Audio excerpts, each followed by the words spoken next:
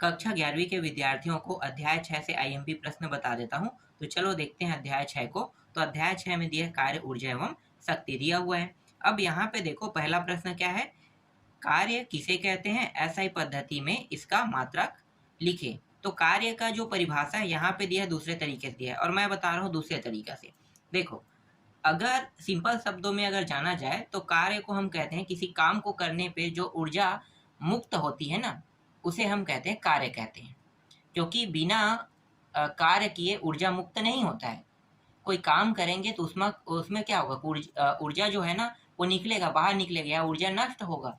तो किसी कार्य को करने में जो ऊर्जा बाहर निकलती है या मुक्त होती है उसे हम क्या कहते हैं, कार्य कहते हैं। ये सिंपल शब्दों में परिभाषा है। अब बुक क्या दिया है, तो बुक की परिभाषा मैं नहीं बता रहा हूँ, अपने शब्दों में जो परिभाषा है वही मैं बता रहा हूँ, ठीक है। इसका ऐसा ही मात्रक देख लेते हैं, जूल होता है। अब कार्य के मात्रक तथा विमाएं लिखिए कह रहे हैं। तो कार्य का मात्रक क्या है, सीजीएस पद्धति में अर्घ होता है तथा एसआई पद्धति में जूल होता है। और इसकी जो विमीय सूत्र है उसको देख लेते हैं। तो विमीय सूत्र है mL2T-2 होता है। तीसरा प्रश्न देखो, गुरुत्व के विरुद्ध किसी मनुष्य द्वारा किया गया कार्य कितना होगा यदि वह समतल में चल रहा है। तो शून्य लिखना है आपको, ठीक है। समतल में अगर चल रहा है तो उसका जो मान है वो शून्य होगा। फिर नेक्स्ट प्रश्न देखो, परिवर्ती बल किसे कहते हैं, उदाहरण दीजिए। जब किसी वस्तु पर लगने वाले बल का मान एवं दिशा समय के साथ या वस्तु की स्थिति के साथ परिवर्तित होता है तो ऐसे बल को परिवर्ती बल कहते हैं। नाम से स्पष्ट था परिवर्ती, ठीक है। फिर भी मैं यहाँ पे आपको पढ़ के बता रहा हूँ, हो सकता है थोड़ा सा डाउट मुझे भी था, इसलिए। चलो उदाहरण पूछा है तो उदाहरण में क्या लिखना है, यहाँ पे दो उदाहरण है। एक तो सरल लोलक वाला है, दोनों में से सिर्फ एक याद करना है, दोनों को नहीं ना। तो सरल लोलक वाला ज्यादा आसान है। सरल लोलक के गोलक को उसके माध्यम स्थिति से थोड़ा विस्थापित कर छोड़ देने से उस पर कार्य करने वाला प्रत्यानयन बल परिवर्ती बल होता है। परिवर्ती बल द्वारा किए गए कार्य की माप किस प्रकार की जाती है, उत्तर क्या लिखना है, परिवर्ती बल द्वारा किया गया कार्य बल विस्थापन वक्र तथा विस्थापन अक्ष के मध्य गिरे हुए क्षेत्रफल के बराबर होता है।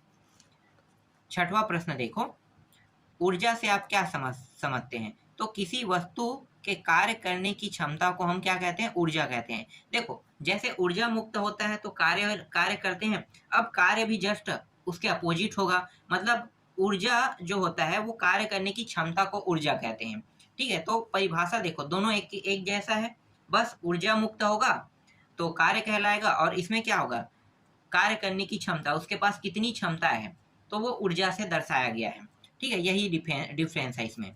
इसके बाद देखो, अदिश राशि है या सदिश पूछा है तो ये क्या होगा, ये अदिश राशि, इसमें सिर्फ परिणाम है, दिशा नहीं होता है।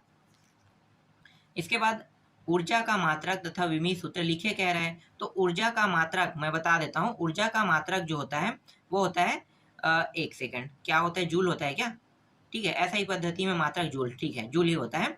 और सीजीएस पद्धति में अर्घ होता है, इसका विमीय सूत्र mL2T-2 होता है। फिर अगला प्रश्न देखो, यहाँ पे है, यांत्रिक ऊर्जा किसे कहते हैं, किसी वस्तु द्वारा उसकी गति, स्थिति या विन्यास के कारण प्राप्त की गई या छोड़ी गई ऊर्जा को यांत्रिक ऊर्जा कहते हैं। यांत्रिक ऊर्जा दो प्रकार के होते हैं, एक स्थितिज ऊर्जा, एक गतिज ऊर्जा। अब स्थितिज और गतिज ऊर्जा के बारे में जान लेते हैं। अलग में नहीं कर रहा हूँ प्रश्नों, एक में ही मतलब एक ही प्रश्न के अंदर मैं इसे ऐड कर रहा हूँ, ठीक है। स्थितिज ऊर्जा क्या होता है, किसी वस्तु में उसके विशेष अवस्था अथवा विपरीत अवस्था के कारण जो ऊर्जा होती है उसे उस वस्तु की स्थितिज ऊर्जा कहते हैं। इसका ऐसा ही मात्रक जूल है और विमीय सूत्र वही mL2T-2 होगा, ठीक है। विमीय सूत्र और ये कभी नहीं बदलेगा। अब गतिज ऊर्जा देख लेते हैं। तो गतिज ऊर्जा देखो, इसका जो मात्रक होता है और विमीय सूत्र भी देख लेंगे। तो किसी वस्तु की गति के कारण उत्पन्न ऊर्जा को गतिज ऊर्जा कहते हैं। इसका मात्रक तथा विमीय सूत्र वही होता है जो कि ऊर्जा का है। फिर v वेग से गतिशील वस्तु की गतिज ऊर्जा कितनी होगी, तो k बराबर 1/2 mv स्क्वायर, ठीक है, जहां m क्या है, वस्तु का द्रव्यमान है। 14वां प्रश्न देखो, एक ट्रक तथा एक कार समान गतिज ऊर्जा से सीधी सड़क पर चल रहे हैं। दोनों के इंजन एक साथ बंद कर देने पर कौन कम दूरी पर रुकेगा? उत्तर क्या लिखना है? 1/2 m2 और v2 और इसका वर्ग कर देना है। ठीक है, चलो आगे देखते हैं। इसका उत्तर मैं आपको पूरा दिखा देता हूँ, और कुछ नहीं है, बस इतना ही है इसमें। ठीक, इसके बाद देखो यहाँ पे 15वां प्रश्न में 15वां प्रश्न है, कार्य ऊर्जा प्रमेय क्या है? इस प्रमेय के अनुसार किसी बल द्वारा किया गया कार्य उसके गतिज ऊर्जा में परिवर्तन के तुल्य होता है। अर्थात बल द्वारा किया गया कार्य W बराबर 1/2 m v² minus u square, जहाँ m वस्तु का द्रव्यमान, v वेग है अंतिम वेग तथा u प्रारंभिक वेग है। फिर संरक्षी तथा असंरक्षी बल क्या है बताना है। तो देखो, संरक्षी और असंरक्षी। संरक्षी बल वह बल जिसके द्वारा किसी कण को एक बिंदु से दूसरे बिंदु तक ले जाने में किया गया कार्य पथ पर निर्भर नहीं करता है, संरक्षी बल कहलाता है। उदाहरण जैसे गुरुत्वाकर्षण बल, स्थिर विद्युत बल को कहते हैं। लेकिन असंरक्षित बल क्या होता है? वह बल जिसके द्वारा किसी कण को एक बिंदु से दूसरे बिंदु तक ले जाने में किया गया कार्य अलग अलग पथ में अलग अलग होता है, असंरक्षी बल कहलाता है। उदाहरण घर्षण बल, श्यान बल होता है। इसके बाद 17वां प्रश्न देखो, किसी वस्तु की गतिज ऊर्जा तथा रेखी संवेग में क्या संबंध है? उत्तर क्या बताना है। तो देखो, ये जो है ना रेखी संवेग, इसको दर्शाते हैं P से बराबर mv, और वस्तु की गतिज ऊर्जा को दर्शाते हैं k बराबर 1/2 mv स्क्वायर से। अगर दोनों की तुलना कर दिया जाए, ठीक है, तुलना करेंगे तो क्या होगा? तो यहाँ पे देखो 1/2m हो जाएगा और m स्क्वायर v स्क्वायर, तो m और m एक एक m कट जाएगा। ठीक है, या डायरेक्ट यहाँ पे क्या किया है, mv स्क्वायर और v स्क्वायर का मान रख देते हैं, तो मान रखेंगे तो p स्क्वायर हो जाएगा। तो p स्क्वायर हो गया, p स्क्वायर बराबर 2m के, या p का मान इस तरह से प्राप्त हो जाएगा। इसके बाद 18वां देखो, यदि किसी वस्तु की रैखिक संवेग दुगना कर दिया जाए तो उसकी गतिज ऊर्जा कितनी गुनी हो जाएगी? तो कितनी गुनी हो जाएगी? तो 4 गुनी। दिखाता हूँ इसका उत्तर। ठीक है, यहाँ पे देखो, ये इस तरह से हल होगा। यहाँ पे k का मान और 4k, यहाँ पे देखो गतिज ऊर्जा कितना हो गया? 4 गुनी हो गई। ठीक है, ये प्रश्न 1 नंबर में आता है, कितनी गुनी हो जाती है अगर पूछा जाता है ना, तो आपको बताना है कि 4 गुनी। इसके बाद 18वां प्रश्न देखो, 18वां प्रश्न में क्या दिया है? एक हल्की एवं भारी वस्तु की गतिज ऊर्जा समान है, किसका संवेग अधिक है? तो यहाँ पे देख सकते हो संवेग किसका अधिक है? P बराबर 2m के अंडर रूट के अंदर। ठीक है, तो भारी वस्तु का संवेग अधिक होगा, क्योंकि संवेग बराबर ये बताया दिया है। क्या किसी वस्तु में बिना संवेग के ऊर्जा संभव है? हाँ, संभव है। किसमें?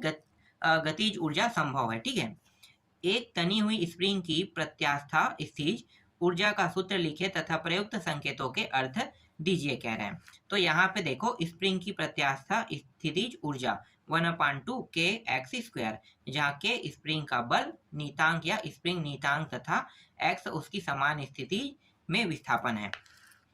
22वां है, यांत्रिक ऊर्जा संरक्षण का नियम लिखिए। नियम क्या है?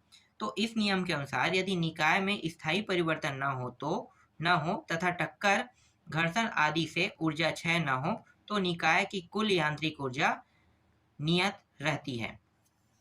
संगठन क्या है?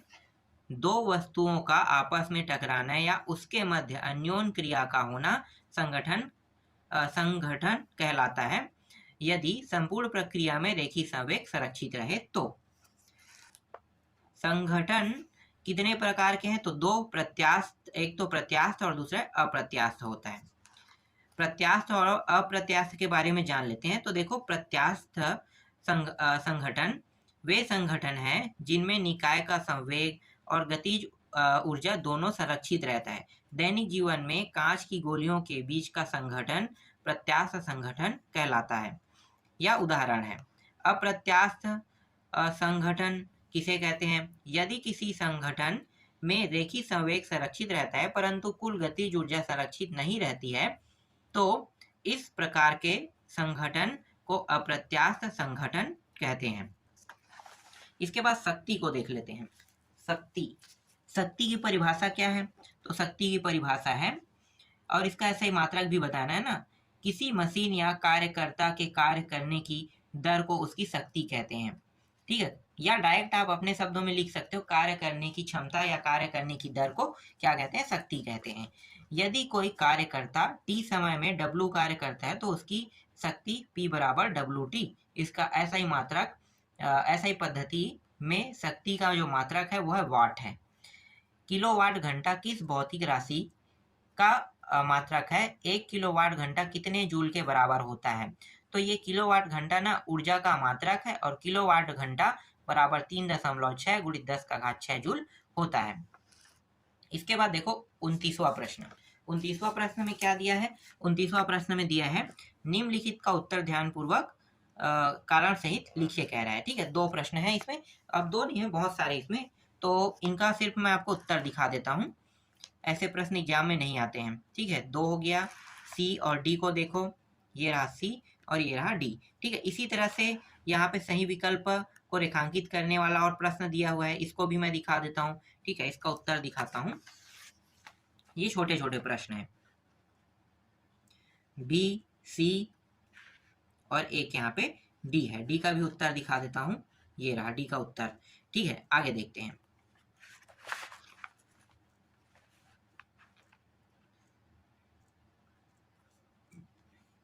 धनात्मक, ऋणात्मक तथा शून्य कार्य से आप क्या समझते हैं? प्रत्येक का उदाहरण दीजिए।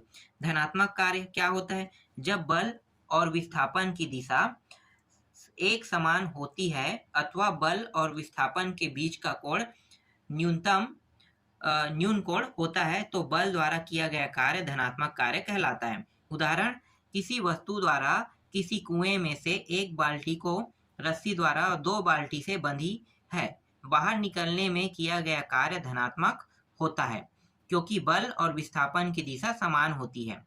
और दूसरा क्या है? जबकि कोई वस्तु स्वतंत्रता पूर्वक नीचे गिरती है तो गुरुत्वीय बल द्वारा किया गया कार्य धनात्मक होगा। इन दोनों में से सिर्फ एक एग्जाम्पल आपको लिखना है, दोनों नहीं, ठीक है।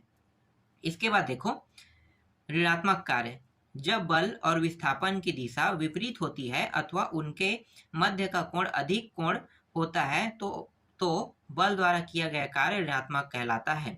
इसके लिए भी एक एग्जाम्पल देख लेते हैं। तो देखो एक एग्जाम्पल देखना है, इसमें यहाँ पे 2 एग्जाम्पल, लेकिन मैं एक बता रहा हूँ। किसी अनंत तल पर नीचे सरकती हुई किसी वस्तु का घर्षण द्वारा किया गया कार्य ऋणात्मक होता है क्योंकि घर्षण और विस्थापन की दिशा विपरीत है। शून्य कार्य क्या होता है? यदि बल वस्तु की गति के लंबवत हो या बल लगाए जाने पर भी वस्तु का विस्थापन शून्य हो तो बल द्वारा किया गया कार्य शून्य कार्य कहलाता है। जैसे कि एग्जाम्पल, यदि एक कुली अपने सिर पर सूटकेस रखकर प्लेटफॉर्म पर क्षैतिज गति करता है या खड़ा रहता है तो उसके द्वारा किया गया कार्य शून्य होता है। चलो आगे देखते हैं।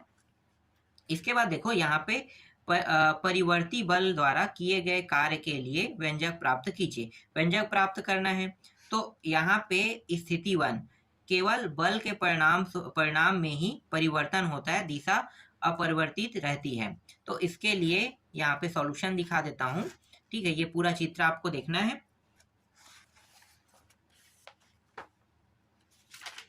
और यहाँ पे देखो वही चित्र फिर से बताया है, ठीक है। और इसका पूरा सॉल्यूशन मैं दिखाता हूँ। ये गणितीय है ना, तो गणितीय प्रश्नों को कैसे बनाना है? तो देखो सॉल्यूशन को बस याद करना है, ठीक है, रटना है, मतलब इसका और कोई समाधान नहीं होता है रटने के अलावा। ये रहा, ठीक है, यहाँ तक। अब स्थिति 2 देखते हैं, क्योंकि एक स्थिति पहले बताया था तो दूसरा स्थिति में ये कंप्लीट करेगा, तो ये दूसरी स्थिति है। फिर ऐसे प्रश्न देखो फिर से आ गया, ए बी सी और डी, ठीक है, 4 ऑप्शन है। अब चारों का उत्तर मैं डायरेक्ट दिखा देता हूँ, ये रहा, ठीक है, चारों का उत्तर आपको दिखा रहा हूँ, देख लो, ठीक है। आगे बढ़ते हैं। अब देखो ऐसे प्रश्न आते हैं तो कैसे बनाओगे? ये गणितीय व्याख्या वाला है, ठीक है। सिद्ध कीजिए कि गतिज ऊर्जा के ई बराबर 1/2 और एम वी स्क्वायर कह रहा है ना। तो यहाँ पे ये प्रश्न भी वही है, यहाँ पे गतिज ऊर्जा के सूत्र व्युत्पन्न कीजिए कह रहा है, तो गतिज ऊर्जा के लिए हल करना है। तो कैसे हल होगा? तो पहले तो गतिज ऊर्जा की परिभाषा आपको लिखना है, ठीक है। परिभाषा देख लो। गतिज ऊर्जा की परिभाषा है किसी वस्तु में उसकी गति के कारण जो ऊर्जा होती है उसे गतिज ऊर्जा कहते हैं। गतिज ऊर्जा के लिए व्यंजक जैसे कि m द्रव्यमान है, वस्तु v क्या है, वेग है, और उस पर आरोपित अवरोधी बल, ठीक है, F है, बल को F से दर्शाते हैं तो F है। और मंदन मतलब A जो है, ये मंदन या त्वरण कहेंगे हम, जिससे वह वस्तु डी दूरी तय करके रुक जाएगी, ठीक है। तो अब देखो जो सूत्र उपयोग करेंगे वो ये सूत्र है, किया गया कार्य W बराबर F इंटू डी। अब न्यूटन के गति के द्वितीय नियम, इन दोनों की क्या कर देंगे, या फिर ये जो F का मान है यहाँ पे रख देंगे, पहला में रख दो तो यहाँ पे MAD आ जाएगा, जैसे कि यहाँ पे है, दूसरा समीकरण बन गया। अब गति के तृतीय नियम का उपयोग करेंगे, तो गति के तृतीय नियम को देखो, यह है गति के तृतीय नियम, ठीक है। यहाँ पे W जो W है, सॉरी V है, ठीक है, V जो है ये अंतिम वेग को 0 रखोगे, और यहाँ पे जो प्रारंभिक वेग है, या ठीक है ऐसे ही करेंगे, और प्रारंभिक वेग है इसको v² मान लिया है, और ये 2 माइनस AD हो जाएगा। इस तरह से जब हल करोगे तो इसका मान इतना प्राप्त होगा। अब AD का मान कहाँ पे रखेंगे भाई, AD का मान यहाँ पे रखेंगे, ठीक है, दूसरा समीकरण में रख दो, तो यहाँ पे W का मान 1/2 और mv² प्राप्त हो जाएगा, ठीक है। यही क्या है, इसका उत्तर है। जब हम इसे ऊर्जा के लिए करेंगे, गतिज ऊर्जा के लिए, तो ke इस प्रकार से इसे लिखते हैं। चलो सिद्ध कार्य ऊर्जा प्रमेय क्या है, लिखिए तथा अचर बल के लिए सिद्ध कीजिए। सिद्ध करना है तो कार्य ऊर्जा प्रमेय देख लो, ठीक है, यह है कार्य ऊर्जा प्रमेय है।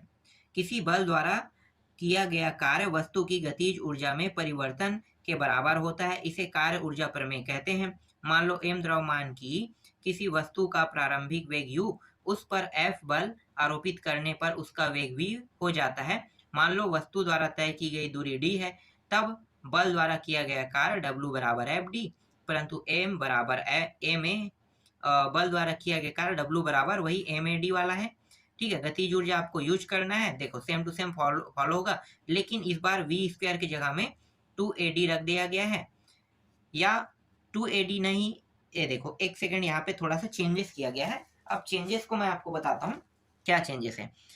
ये जो v² है इसको इस पार ले आए हैं ना, और यहाँ पे 2AS है, तो AS तो S की जगह में यहाँ पे ये मान रख दिया गया। इसके बाद AD का जो मान निकलेगा उसको हम रख देंगे W वाले जो मान था उसमें रख देंगे, तो इसके बाद यहाँ पे उत्तर आ जाएगा इतना, ठीक है। आगे देखते हैं। इसके बाद देखो दो स्प्रिंग कह रहे हैं A और B, ठीक है, दो स्प्रिंग है, दोनों स्प्रिंग के लिए निकालेंगे तो W1 और W2 करके निकालेंगे, जैसे कि यहाँ पे देखो W1 W2। इसके बाद देखो W1 W2 से बड़ा है, ठीक है।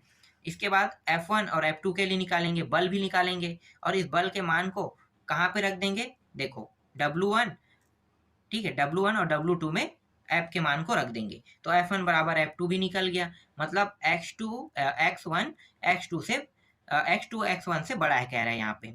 इसके बाद देखो किसी पिंड की स्थितिज ऊर्जा से आप क्या समझते हैं, गुरुत्वीय स्थितिज ऊर्जा के लिए सूत्र निर्मित कीजिए कह रहे हैं, ठीक है। तो ये है सूत्र वाला, ठीक है, ये देखेंगे आ रहा है कि नहीं आ रहा है।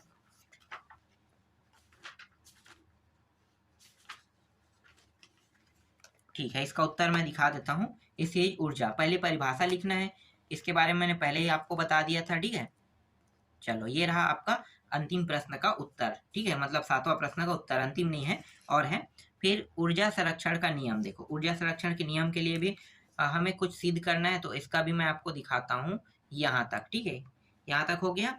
इसके बाद यहाँ तक के, ठीक, ये रहा 9वां प्रश्न देखो, ये स्प्रिंग को खींचने में किया गया कार्य की गणना समाकलन विधि व ग्राफी विधि से कीजिए कह रहा है, ठीक है। तो ये करना है, तो ये रहा इसका उत्तर, ठीक है। अब ग्राफी विधि दिखा देता हूं, तो ये रहा ग्राफी विधि,